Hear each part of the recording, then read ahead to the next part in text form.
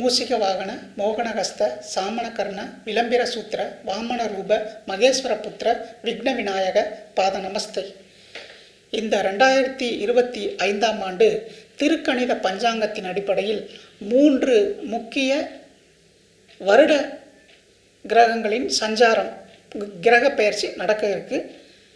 29/3/2025 சனிக்கிழமை இரவு 9:44 மணி அளவில் சனி பகவான் கும்பராசியிலிருந்து மீன ராசிக்கு பயிற்சி அடைகிறார். 14/5/2025 புதன்கிழமை இரவு 10:36 மணி அளவில் குரு பகவான் ரிஷபராசியிலிருந்து மிதுன ராசிக்கு சஞ்சாரம் செய்கிறார். 18/5/2025 ஞாயிற்றுக்கிழமை இரவு 7:38 மணி அளவில் ராகு பகவான் மீனராசியிலிருந்து கும்பராசிக்கும் கேது பகவான் கன்னிராசியிலிருந்து சிம்ம ராசிக்கும் பயிற்சி அடைகிறார்கள். இந்த 3 கிரக பயிற்சிகளும் தனுசு ராசிக்கு எப்படிப்பட்ட பலனை கொடுக்க போகுது அப்படிங்கிறது பார்ப்போம். ராசிக்கு 3ஆம் இடத்திலிருந்து நல்ல பலன்களை கொடுத்து கொண்டிருந்த சனி பகவான் இப்போ ராசிக்கு 4ஆம் இடத்துக்கு பயிற்சி ஆகிறார். இது பார்த்திங்கனாக்கா அர்த்தாஷ்டம சனி அப்படின்னு சொல்லுவாங்க. ராசிக்கு 4ஆம் இடத்தில் சனி வருவது அர்த்தாஷ்டம சனி. 4ஆம் இடத்தில் இருந்த ராகு பகவான் ராசிக்கு 3ஆம் இடத்துக்கு பயிற்சி ஆகிறார்.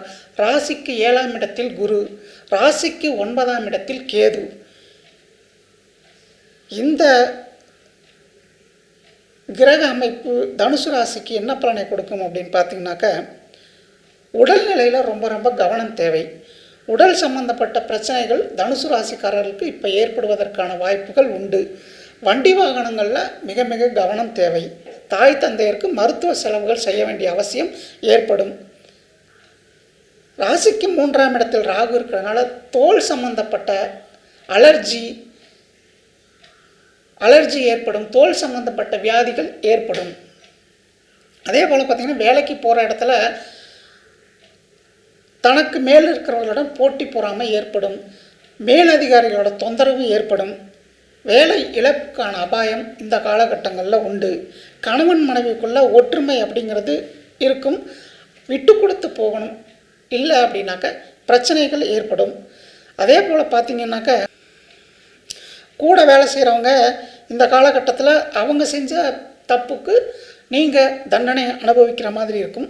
கூட வேலை செய்கிறவங்ககிட்ட மனக்கசப்பு ஏற்படும். உயர் அதிகாரிகள் தொந்தரவு கொடுப்பாங்க. தொழிலில் சில முடக்கங்கள் ஏற்படுறதுக்கான வாய்ப்புகள் இந்த அர்த்தாஷ்டம சனி காலத்தில் உண்டு. தொழில் ஏமாற்றம் அடையும். கூட்டு தொழில் செய்கிறவங்க ரொம்ப ரொம்ப கவனமாக இருக்கணும். புதிய முயற்சிகளை தவிர்க்கிறது நல்லது. எந்த ஒரு முயற்சி செஞ்சாலும் அந்த முயற்சியை 1 முறை 2 முறை யோசித்து நல்லா நிறுத்தி நிதானமாக செய்கிறது பரவாயில்ல. அகலக்கால் அப்படிங்கிறது இந்த காலகட்டத்தில் வைக்கக்கூடாது. ஏன் அப்படின்னா தொழில் ஸ்தானத்தை சனி பகவான் பார்க்குறதுனால சுய தொழில் செய்கிறவங்களுக்கு இது உகந்த காலம் அப்படிங்கிறது இல்லை. சுய தொழிலில் சில சறுக்கல்கள் ஏற்படும், ஏமாற்றங்களை கொடுப்பாங்க. எதிர்பார்த்த இடத்துல பணம் வராது. உழைப்புக்கான ஊதியம் அப்படிங்கிறது இந்த காலத்தில் கிடைக்காது. குடும்பத்தாருடன் சில மனக்கசப்புகள் ஏற்படுத்தும்.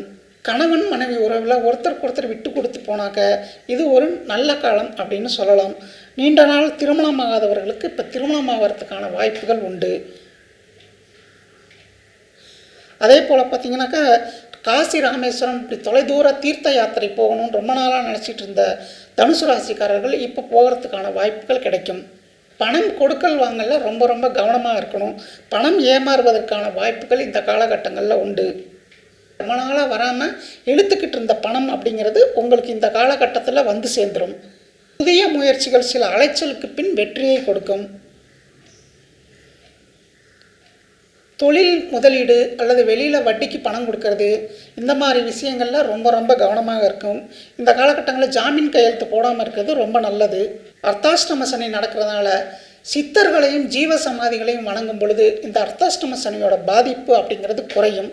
உங்கள் சுயஜாதகத்தில் நடக்கிற தசாபுத்தி நல்லதாக இருந்தால் அஷ்டம சனியோட பாதிப்பு அப்படிங்கிறது குறையும். நன்றி, வணக்கம்.